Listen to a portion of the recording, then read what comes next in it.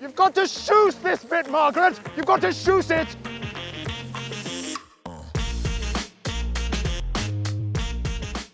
Hello, listeners. Happy New Year and welcome to the White Owl podcast in association with the fabulous Ski Weekends. They offer great value short break ski holidays in catered chalets over a 3, 4 or 7 night period and fully flexible hotel options too. There's also dedicated solo holidays, group ski breaks, a program that offers great value accommodation in some of the biggest and best ski areas and even the chance to ski with Eddie the Eagle in Les Gets this winter, which is what I'm going to be doing.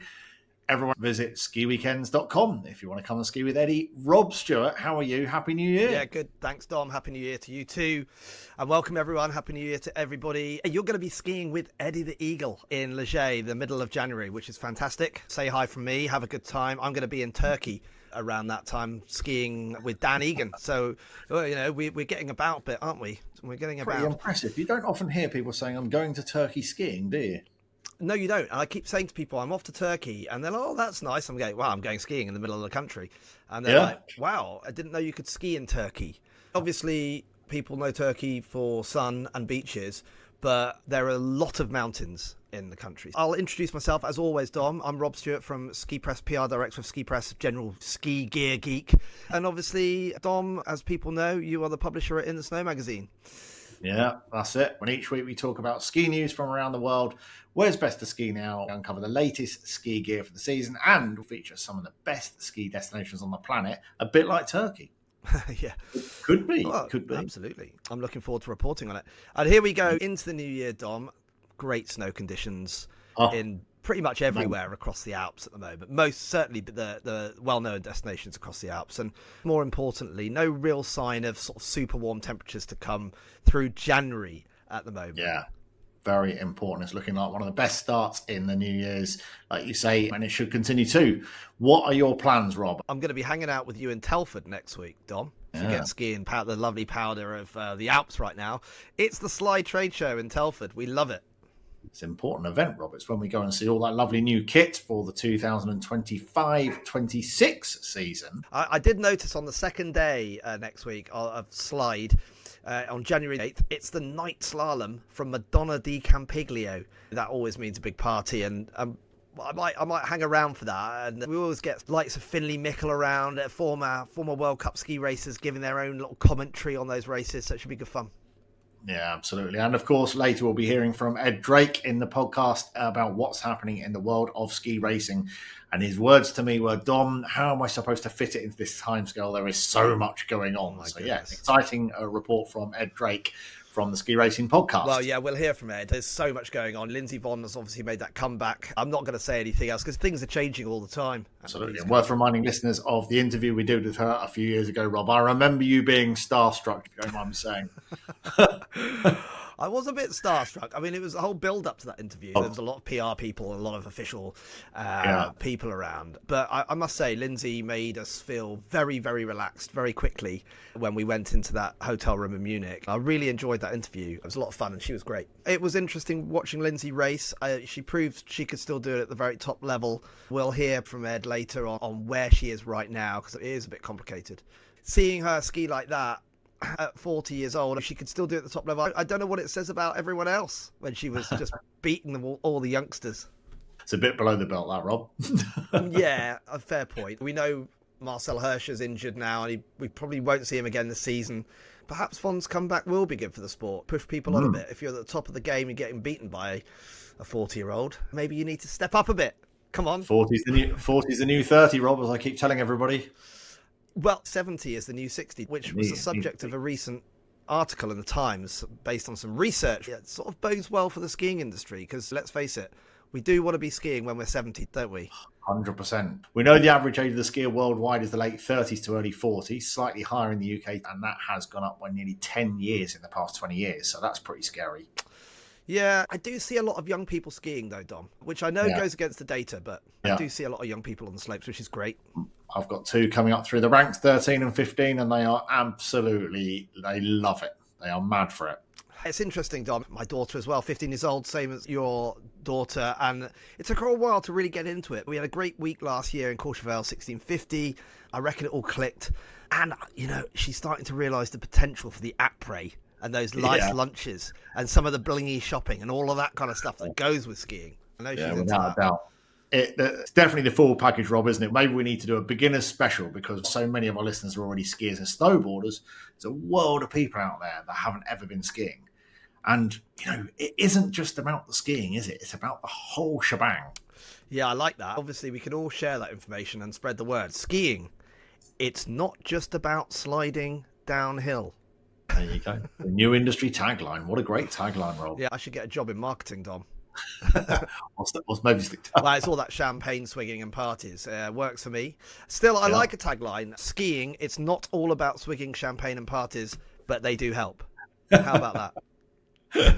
I'm very happy with the hot chocolate by the fireplace. There you go, Dom. There's something for everyone in the slider business, right? Champagne or hot chocolate. Yeah, you're absolutely right. Champagne and hot chocolate. Maybe we've got something going on there. Well, what's happening as we head into the new year, Dom?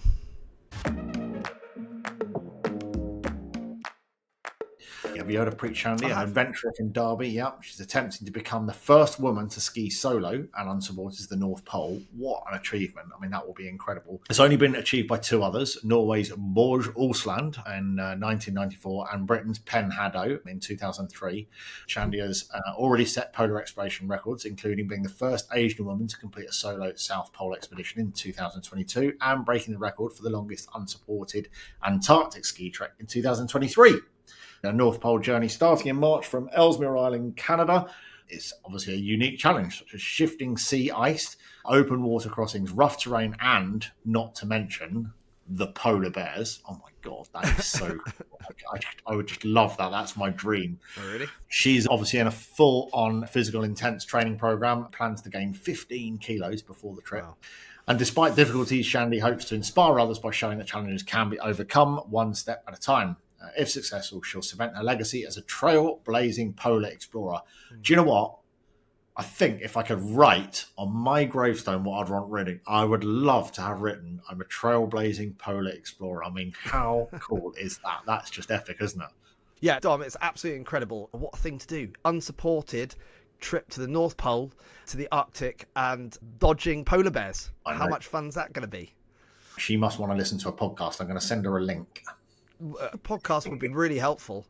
It would, wouldn't it? Come on, Preet. Keep it up. Watch those polar bears.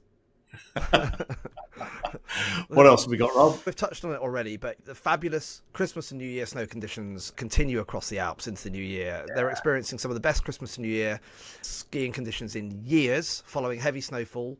High altitude resorts like Val d'Isère and Chamonix receiving over 1 metre of snow, and lower altitude destinations, if we say lower altitude, I mean, like, Musgrave, Morzine, they're lower than Val d'Isère anyway. They've got brilliant coverage all the way down to resort level at the moment. Yeah. The off-piste situation and the risk remains quite high. So there has been, unfortunately, some very sad fatalities in Les Arcs and Rosa in Switzerland. We have to mention those things and bear in mind, that off-piste can be dangerous when the snow conditions are like this. Yeah, absolutely. Well, snow has reached valley levels in many areas, which is great. And obviously with low temperatures as well, it means great snow conditions. Resorts in Italy's Aosta Valley received up to 50 centimetres of snow, while other southern Alps regions relied on artificial snow. The Alps, really at the moment, is offering the best holiday scene, while North America also has pretty good ski conditions as well. We have to ensure people are well aware being prepared is absolutely vital and not going off piste unless you have the right equipment. So last week's avalanches in the Alps have claimed 4 lives, including a father and son in Austria and a teenager in France following heavy snow and high winds. In France, a teenage boy died in Les Arcs and 2 teenagers were injured in Val d'Isère while skiing off piste. In Austria, a father and his 22-year-old son lost their lives in an avalanche on Roskopf Mountain, and in Switzerland, a Swiss Olympic snowboarder, Sophie Hedger, was killed in an avalanche in Arosa. So it is absolutely key. While the sport is fabulous, the mountain takes 0 prisoners. Reading some stories about the lack of preparation by people skiing off piste, it's great and fun when it goes right, but when it goes wrong, the mountain takes no prisoners. Yeah, definitely. Level 3 is a considerable risk and often misunderstood. When you look at level 3 out of 5, you could kind of see like, oh, that's sort of medium risk, right? Because it's in the middle. It's not medium risk. It's high risk, and more people die at level 3 than any other level. We have to understand some of the basics, and that these accidents are preventable. If you're going to ski off-piste, make sure you understand the risks and know what to do appropriately to avoid being in an avalanche. And if you are in an avalanche, you must have the right equipment with you. Absolutely. Speech over. And on to the next story. 174 people rescued from a Colorado gondola lift. A crack detected in the structure of the gondola lift at Winter Park, Colorado, caused it to stop mid-operation, stranding 174 people. They had a full-on rescue operation conducted by ski patrol staff. It took nearly 5 hours. The ski patrol accessed each gondola from above, securing passengers' equipment and lowering them to the ground. Passengers were then... they took the equipment out and lowered it to the ground. Then passengers were then safely lowered using ropes equipped with seats. Thankfully, no injuries. It's a bummer for sure, said a spokesperson. Of course it's a bummer. Malfunctions do happen, and our teams are trained. We're not sure how long it's going to take to fix, and the lift remains out of service. That's definitely a bummer, Rob. It is. It's fair to say that there's a lot of lifts in the world, and sometimes things do go wrong. These teams are so well trained at getting people off of these things, and it's not an experience people want to go through, but at the end of the day, they're all safe. It's a bummer. It's a bummer. It's a bummer. Yeah, so another story, very different one, this one. It's a Telemark Traveller, which is inspiring active retirees to explore. And Nick Anderson, a veteran from the outdoor gear industry with 30 years of experience, and his wife Suzanne, she's a retired army officer, they've launched telemarktraveller.com. It's a travel blog aimed at outdoor enthusiasts over the age of 50.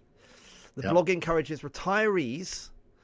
Well, not everyone's going to be retired over the age of 50, are they? I mean, to embrace active lifestyles through skiing, kayaking, hiking, and other outdoor adventures. Suzanne said, "We're not professionals, just regular people who love being outdoors. I love it. Our aim is to inspire others to stay active and have fun." With its relatable tone and wealth of resources, Telemark Traveller empowers readers to embark on their own adventures, proving that retirement is the perfect time to explore the world. I love it. I spoke to these guys because I know him we used to see him at Slide many years ago. Yeah, we know Nick. There's a genuine, real passion there. I'm looking forward to seeing what's to come on their blog, telemarktraveller.com. I went onto the website a couple of days ago and I signed up. I subscribed to their newsletter, so I'm hoping to receive some information and plan my retirement. That's it, yeah. Got plenty of time to plan. The next story, Andrew Musgrave claims bronze at the Tour de Ski. So British cross-country skier Andrew Musgrave achieved a significant milestone on New Year's Eve, securing a bronze medal in the 20-kilometre interval start freestyle stage of the Tour de Ski World Cup. So he's 34 years old. It's his 5th career World Cup podium and his best finish in a stage World Cup event. He completed the race in 44 minutes, 33.7 seconds, finishing 28.4 seconds behind Norway's Harald Ostberg, who took gold, and 7.5 seconds behind silver medalist Simon Hedskat, also from Norway. So, yeah, that's very, very cool performance there. Yeah, he's been amazing. Andrew Musgrave should be a household name in the UK with what he's achieved in skiing and taking on the Norwegians at their own sport and the Scandinavians in general. So, yeah. Very impressive. So we're coming on to our "And Finally" section where we talk about something in the news which might be topical, serious, or maybe not. Dom, do you remember the US President, Jimmy Carter? I heard he just died at age 100 for sure. That is correct. And with all that time on his hands after his presidency, I thought he might have taken up skiing. Yeah.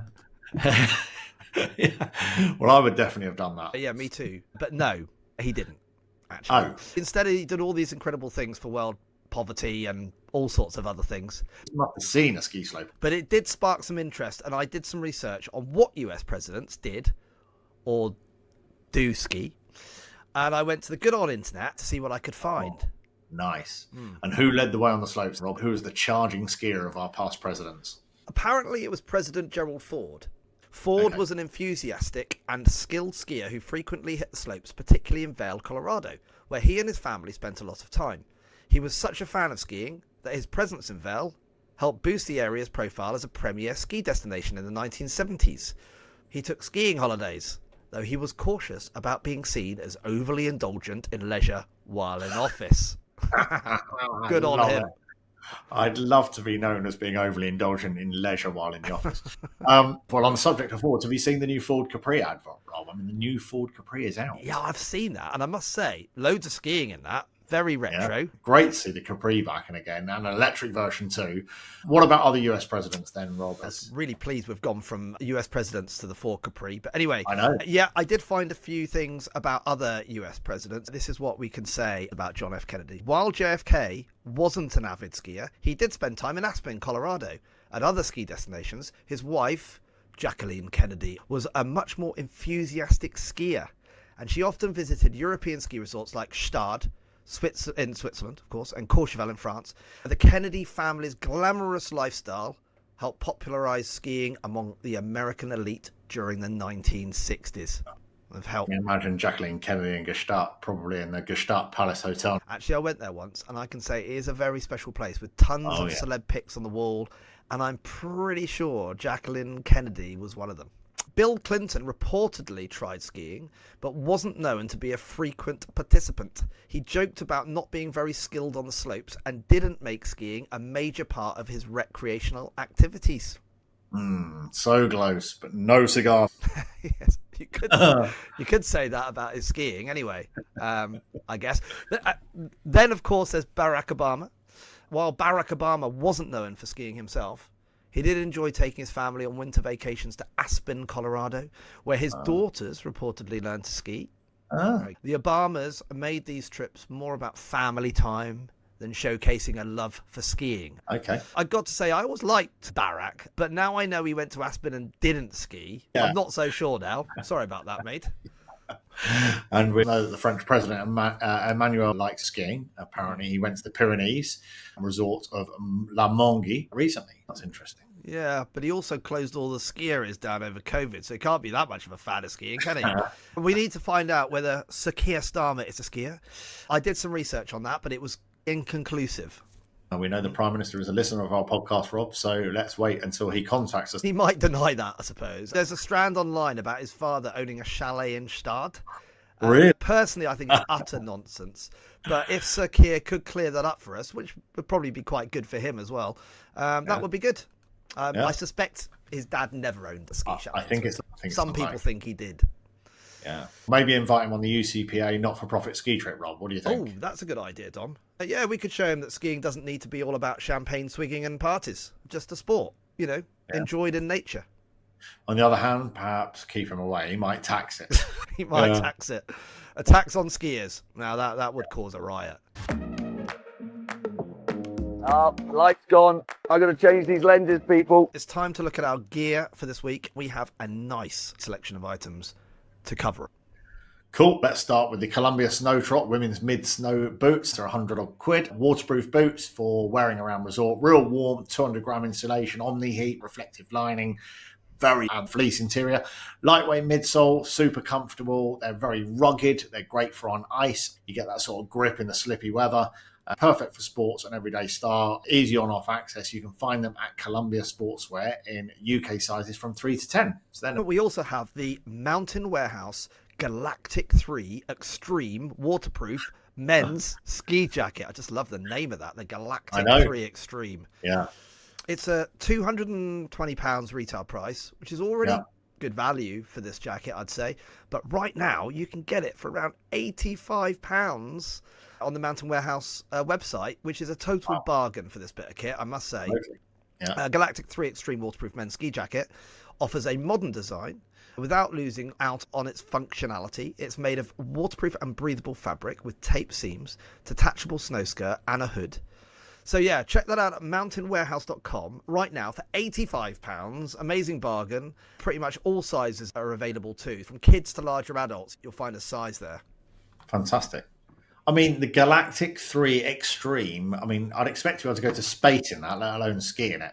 I mean, it's just a great name for a jacket. If you're going to buy a ski jacket, why not buy the Galactic 3 Extreme Waterproof Men's Ski Jacket? Next up, the Black Crow's Dorsa 22 backpack. It's the more compact version of the Dorsa series and perfect for general ski and mountain use. It's got a snug 3D back, front gear pocket, full U-shaped opening, removable belly straps, and a nice bright inner lining. Stylish, functional, very cool looking backpack. You can purchase directly from the Black Crow's website, but also the UK retailer Taiso at taiso.com. You won't pay any more through them either. Yeah, check that out, Dom. Really nice looking backpack. And there's a 27 litre version as well for £170, which looks like a really good free ride pack.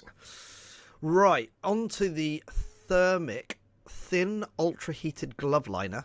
They're £240, but they keep cold hands very warm with thin ultra heat liner undergloves. Oh, nice. Very versatile, sort of outdoor use in cold weather. The heated liners fit under any gloves. You get 7.5 hours of battery life, touchscreen compatibility, and adjustable heating. So you can check them out at therm-ic.com. So thermic.com with a dash in between the M and the I. I mean, they're not cheap, but guaranteed warm hands. I recently tested the heated gloves from Saviour Heat. You can check them out at saviourheat.com. These were the Saviour Heat 2.0 gloves. I was super impressed with these. It was a really cold day, like -18 at the top. Everyone's hands were cold, but not mine. I kept the gloves turned on medium all day, and the battery held out for the day. I had to charge them up again that night. You can easily control everything on your phone via Bluetooth.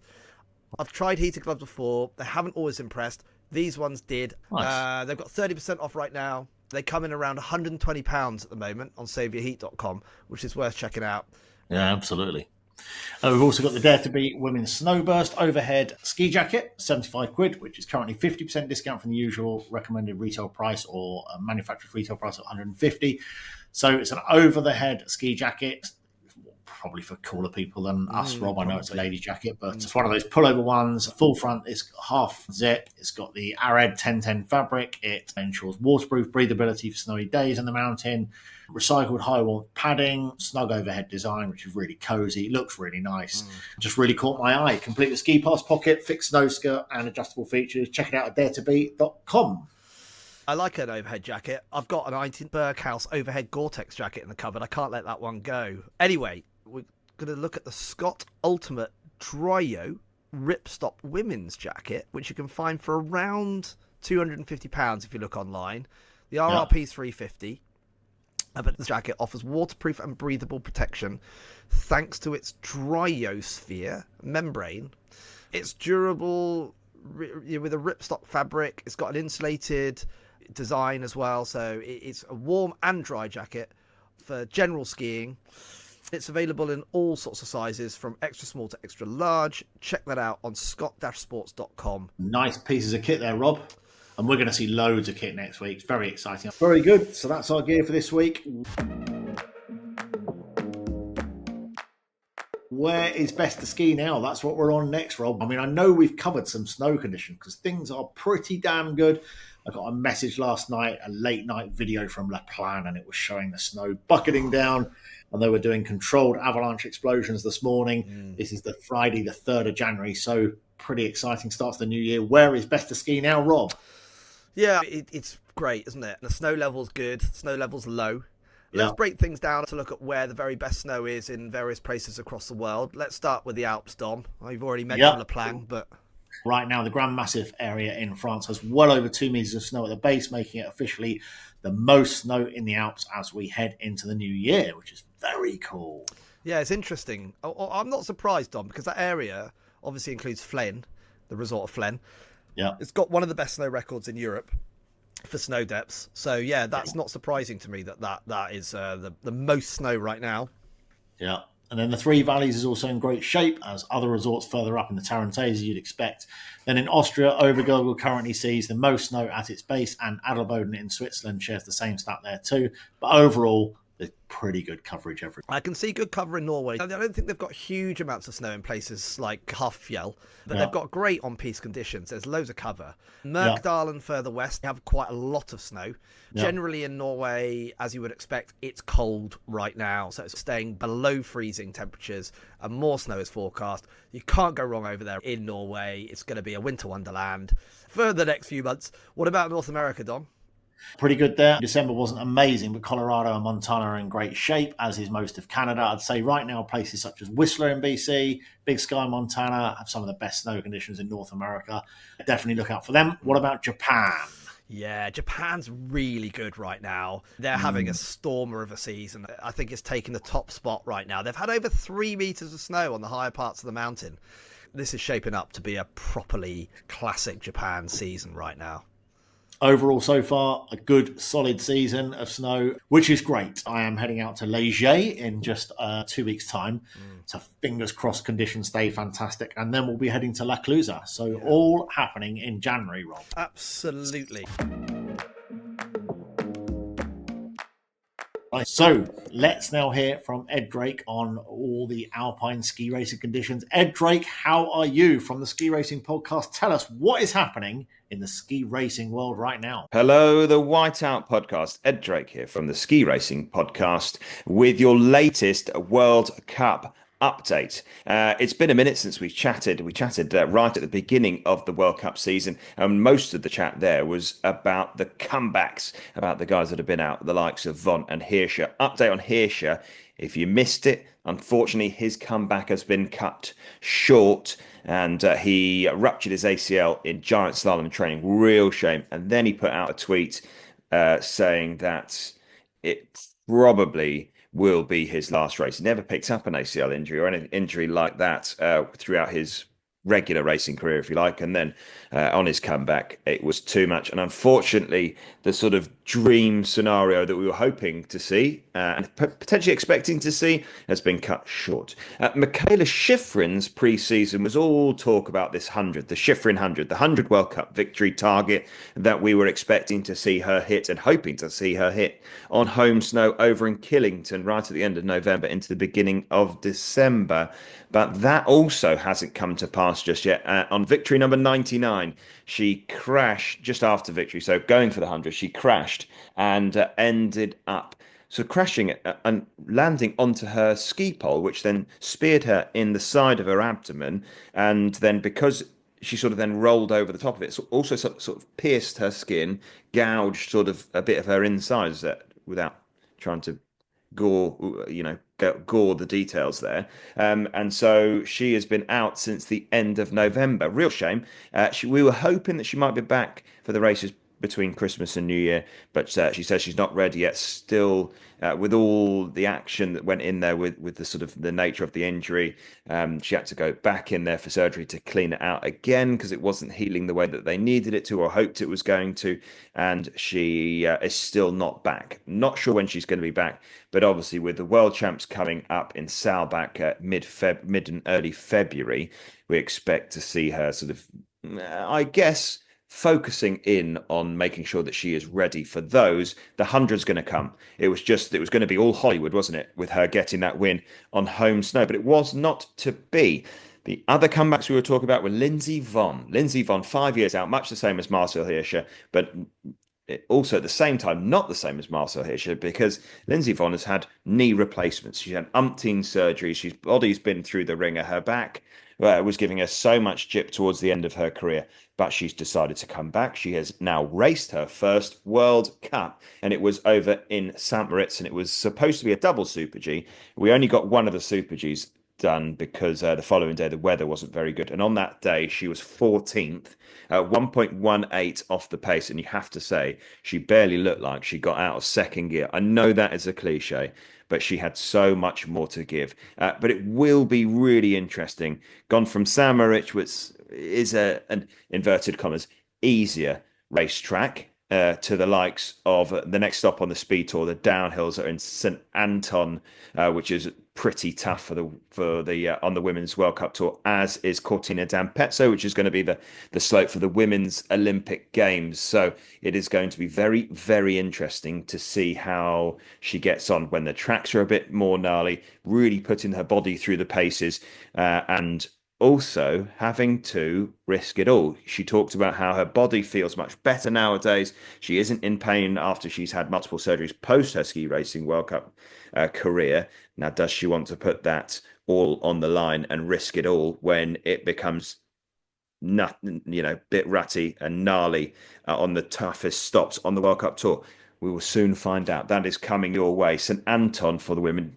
Note for your calendars, 11th and 12th of January. So a couple of weekends from when we are recording the pod. So really interesting to see how she gets on. The men's tour, we've had a couple of stops on the slalom, the giant slalom tour over in Val d'Isère. And then it was the turn of the Speed Boys. The Speed Boys were back in town with the likes of Val Gardena and then Bormio. Mostly going to talk to you about Bormio. We haven't got too much time. If you want to delve more into the detail of it, join us over on the Ski Racing podcast, because it is very hard to summarize in just a couple of minutes what has been going on over in Bormio. We had some very, very gnarly conditions. It's super tough, very, very, very icy and very, very, very bumpy. The athletes, as they all do when they race down the run in Bormio. It is Bormio, I think, underrated. And those of you that follow ski racing a little bit more closely will understand. Those of you that are newer to the World Cup Tour, most people talk about Kitzbühel as being the hardest stop on the World Cup Tour. For me, it is actually the Stelvio and Bormio. Kitzbühel is immensely difficult. It's very hard at the top, not too difficult in the middle, and then pretty gnarly down the bottom. Bormio is basically gnarly from top to bottom, and it's longer than Kitzbühel. So anyway, harder than that. But Cyprien Sarrazin is in a bad way at the moment, has to be said. He won the first of the training runs. Second training run, he was pushing really hard again. He hasn't had the best start to the season. He picked up those huge victories in Kitzbühel last year, and he's been hoping for big things. His talent definitely should mean that he's at the top of things, certainly pushing the likes of Odermatt for speed victories. But he was pushing really hard in the training run, trying to find his form for the season off the back of his injury, and had a horror crash where he did basically compressed into a little dark hole. And then sort of catapulted up and ended up landing on his head and ended up in and out the other side of the A nets, actually, which is a little bit concerning that you go out the A nets. You're not supposed to go out those big A nets. But he had a subdural hematoma. He was placed in an induced coma. They released the swelling on his brain. He is awake and conscious, but the news is very slow. They're talking about moving him back to the hospitals in France. He's still over in Italy. The race that he did his accident on the 27th, so he's been in hospital over in Italy for quite a long time now. But we wish him well, we really do. And then his teammates put out did a post training run interview where he was slagging off the course preparation, slagging off the local organising committee. Bormio is the home for the men's Olympic Games next winter. And so he was slagging them off, talking that, and a lot of the athletes were not very happy with just the state of the piste, really. It was very, very, very bumpy. I'd say probably overly bumpy. They could have done a better prep, but at the same time, it is difficult to try and make sure the course is in perfect nick from start to finish. So the interview went out. Then Marcus Waldner, who is the head of the International Ski Federation for the downhill for the speed men's tour, he then came out swinging in an interview he did the following evening, talking about what the racers want. Of course, it's 3 kilometers. We race outdoors. It's impossible to make the course even from start to finish. It's just not possible. Maybe we should just stop ski racing. He then started blaming the ski manufacturers. He said that we've proposed changes. The ski manufacturers haven't made changes. We're now at the limit when it comes to what people can do on skis, and there's no margin for error anymore. He then also started blaming the national ski associations, saying that there were proposed changes that FIS made, and the National Ski Association, the big national ski associations blocked the changes. So, yeah, tensions are high on the World Cup Tour. Plenty of injuries. We also had a double leg break. We also had a couple of ACL injuries from Bormio. So injuries were plenty over on the tour in Bormio. So, yeah, it's not quite the happiest place to be on the men's tour at the moment. Plenty of fireworks going off, but we wish the injured athletes well. I think that's probably the takeaway from that one. On to what's happening in the coming weeks. This coming Wednesday, the men are racing over in Madonna di Campiglio, and it will see the Brits, the 3 British men racing, Riding, Taylor and major. Riding's had a great season so far. Started off 7th, then 9th, then 8th. He is going into Madonna, having been 3rd there last year. We wish him well. He's been training very, very hard. He's had a great season so far. There is life in those old legs yet. Yes, there is.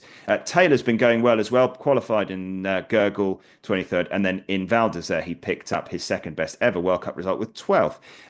Billy Major struggling so far this season. No points on the board yet for him, but he's been struggling a bit with the back injury, and we wish him well. And hopefully we'll see 3 Brits on the second run over in Madonna. And then comes Adelboden, Wengen, Kitzbühel, Schladming. It is the classics. It's the January rush on the World Cup Tour. On the women's side, Reece Bell has been racing between Christmas and New Year, picking up her starts for the first time this season on the Women's World Cup Tour. It has been a very, very busy old time. I think we've seen some cracking new names at the top of the standings. Zrinka Lucic, name that we should get used to seeing at the top of the tree for the women's side of things. She absolutely demolished the field in Semmering, winning by 1 3/4 seconds over the rest of the field. The women are in Kranjska Gora this coming weekend, 4th and 5th. And then St Anton, Flachau, Cortina, Kronplatz, Garmisch. It is busy, busy, busy. There's plenty of ski racing out there. If you are new to the World Cup Tour, then welcome. It is a fantastic place. It is brilliant, brilliant stuff. And that's probably all I've got time for. If you would like to delve more into the World Cup ski racing life, then join us on the Ski Racing Podcast. Join that to your library listings and listen in. Thank you, Dom and Rob, for having me again. I'll hand you back over to them now. Until next time, from me, Ed Drake, bye for now. Nice to hear from Ed, and tons going on at the moment. Loads of races to look forward to coming up this season. I'm just going to add that I'm going to visit Cortina this winter to check out some of the skiing venues. The men's downhill race won't be held in Cortina. That's going to be in Bormio, of course. Yeah. A bit of controversy around that at the moment with the safety aspect of the downhill course in Bormio. Everybody wants things to be safe. Lots of ski racing to come this winter, so looking forward to it. This seems a bit deep for a blue. And now we move on to our destination feature this week. We are talking to you today about one of Canada's ski and snowboard gems, Big White Ski Resort. This place is a family favourite for a really good reason. If you're a beginner, an expert, or someone who just loves to kick back and enjoy that après ski vibe, Big White has literally got something for everyone. For anyone who's never been to Big White, let's start with the basics. It's located in British Columbia, right in the heart of the Okanagan Valley. It's about 56 kilometres, about 35 miles outside of Kelowna, where there's an airport. It's a major city in the region. As far as skiing in Canada goes, Big White is the second most popular ski area in BC after Whistler. So, yeah, got a massive following. Yeah, and that's no surprise considering how well it's set up. You've got over 119 runs, right? They get an average of 24 feet of snow a year, putting it right up there with one of the snowiest ski resorts in Canada. Yeah. It's also got the second largest lift capacity in Canada too, so you rarely get queues, and there's lots of space on the mountain as well. So let's talk about some of the things that make this place so special. Firstly, it's family owned, locally operated, which gives it that genuine personal feel. You really get that when you're in resort. It's been around for about 62 years and the owner still lives on the mountain and is on site most days. You don't get that kind of connection with the owners at a lot of places. So yeah, very nice feel about it when you arrive there. Yeah, it's really nice. I mean, it really gives the resort this kind of family-friendly vibe. Big White is often referred to as Canada's favourite family resort. It is designed as a totally ski in, ski out resort with 16,000 on mountain beds. There's got plenty of accommodation options, and you can literally sleep at almost 6,000 feet above sea level, 5,900 feet. The highest beds in British Columbia, which is pretty cool. And find a way of trumping the next resort, don't they? You know, I've got the highest bed, I've got the highest lift, I've got the nearest lift, I've got the fastest lift. Being in the highest bed in British Columbia, it's like waking up in a winter wonderland every morning. The resort's vibe, it is super relaxed. It's got that lovely, relaxed Canadian vibe, but at the same time, it's pretty sophisticated as well. How do we get to Big White, Rob? Let's tell the listeners how we get there. Okay. Yeah, I know it's always a big question for international travellers, and it does seem like a long way away from the UK, but give us a rundown, Dom. I don't think it's that hard. It is pretty straightforward. You fly into Kelowna International Airport, which is about an hour away from the resort. If you're flying from London, you've got a one-stop flight option via Vancouver or Calgary. So you can fly into Vancouver and then hop to Kelowna. You could drive. What, from London? You could. Yeah.